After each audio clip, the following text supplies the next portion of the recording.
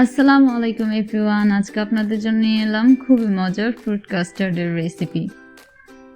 খুব সহজ আপনার বাসায় ফ্রুট কাস্টার্ড বানিয়ে বাচ্চাদেরকে সার্ভ করতে পারেন।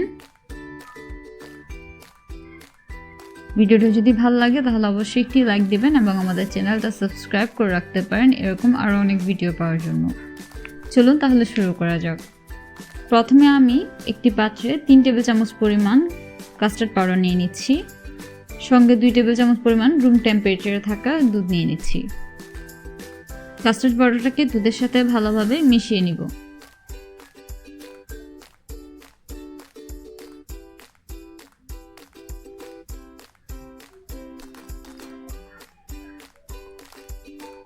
কাস্টার্ডটাকে অবশ্যই আগে দুধের সাথে মিশিয়ে নিতে হবে, না হলে পরবর্তীতে দেওয়ার সময় দলা পাকিয়ে যাবে।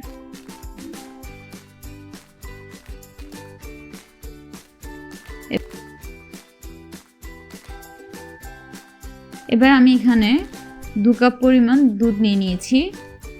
দুধটাকে আমি আগে থেকে জাল করে কিছুটা ঘন করে নিয়েছিলাম।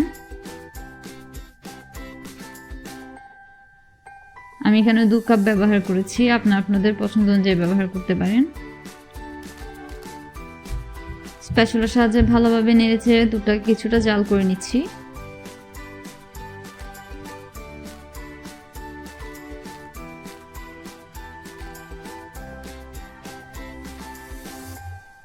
দুধটা গরম হয়ে গেলে সেখানে আমি কাস্টার্ড পাউডারটা অ্যাড করে দিব।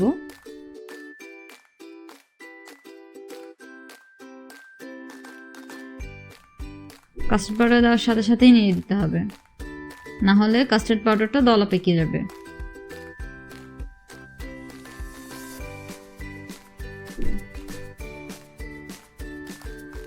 সঙ্গে ব্যবহার করছি 1/3 কাপ চিনি। চিনিটা অবশ্যই আপনাদের টেস্ট অনুযায়ী ইউজ করবেন।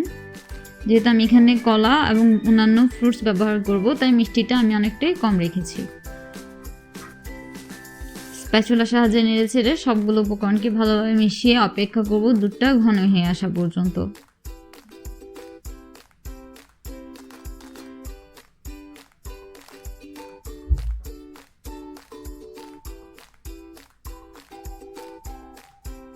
দেখতেই পাচ্ছেন কনসিস্টেন্সিটা। এ পর্যায়ে চুলা থেকে নামিয়ে নিচ্ছি। স্প্যাচুলার সাহায্যে কন্টিনিউয়াসলি নাড়াচাড়া করে দুধটাকে ঠান্ডা করে নিব।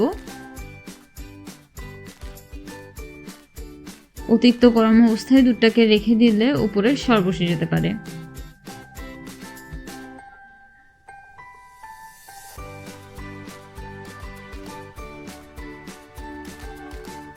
এবার একটি ঢাকনা দিয়ে ঢেকে অপেক্ষা করব দুধটা রুম টেম্পারেচারে আসার জন্য।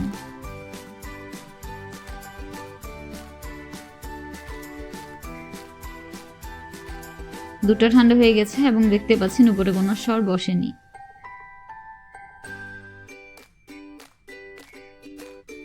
এবার এখানে আমি অ্যাড করব ফ্রুটস।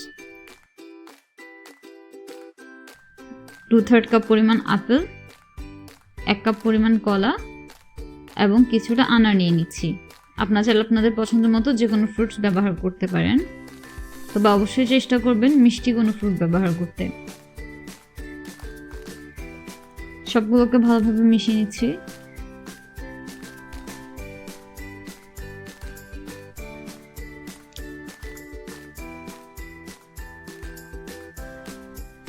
এবার ফ্রিজে সেট হতে রেখে দিব 1 ঘন্টার জন্য।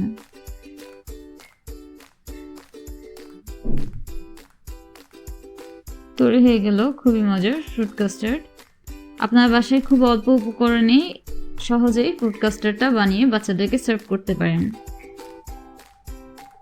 বাসায় অবশ্যই ট্রাই করবেন এবং কমেন্ট সেকশনে জানাবেন কেমন হয়েছে।